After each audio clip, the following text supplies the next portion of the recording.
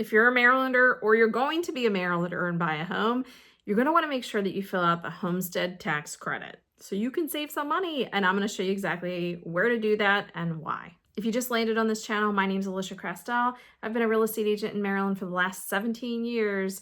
And on this channel, we talk about all things Maryland, real estate, and living here. Make sure you hit the subscribe button so you can be in the know.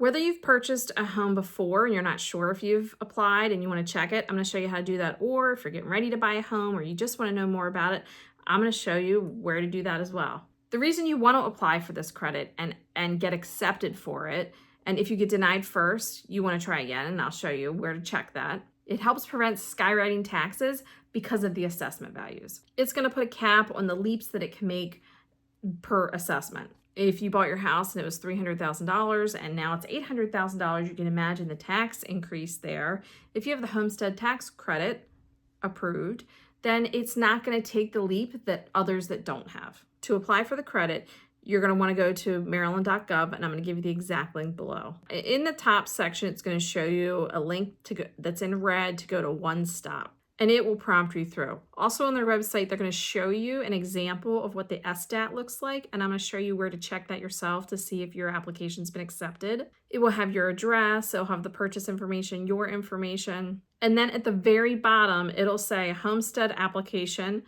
the date, and whether it was approved or denied. It doesn't cost you anything to do. If you've just purchased a home, you may have to wait a few weeks until it gets recorded and you get a new driver's license to show that this is your primary residence. For the application, you have to be living, that has to be your primary residence.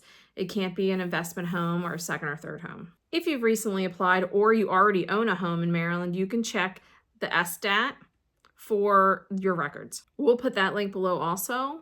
This page will pop up asking you which county you want to search in and the search method. So you can put whatever county you're in and then put the street address, continue, then you put the street number and street name. Once you do that and you hit next, your property will pop up and it'll have a screen that looks like this. The blurred out areas are going to be your personal information and address.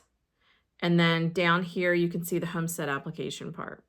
If that says denied, it's usually in red, and you are going to see clearly that it's denied. But don't freak out because it happens sometimes, and they have an email and a phone number for you to contact to figure out why.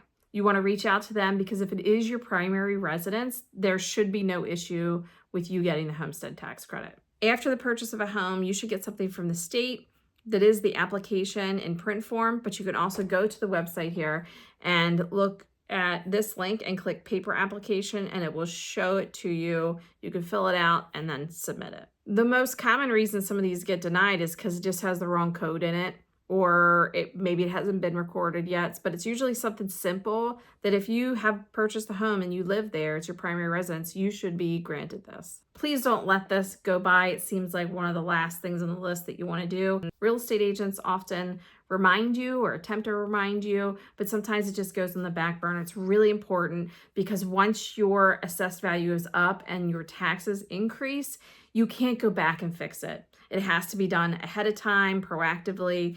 Once they go up, you're kind of stuck there. Not kind of, you're stuck there.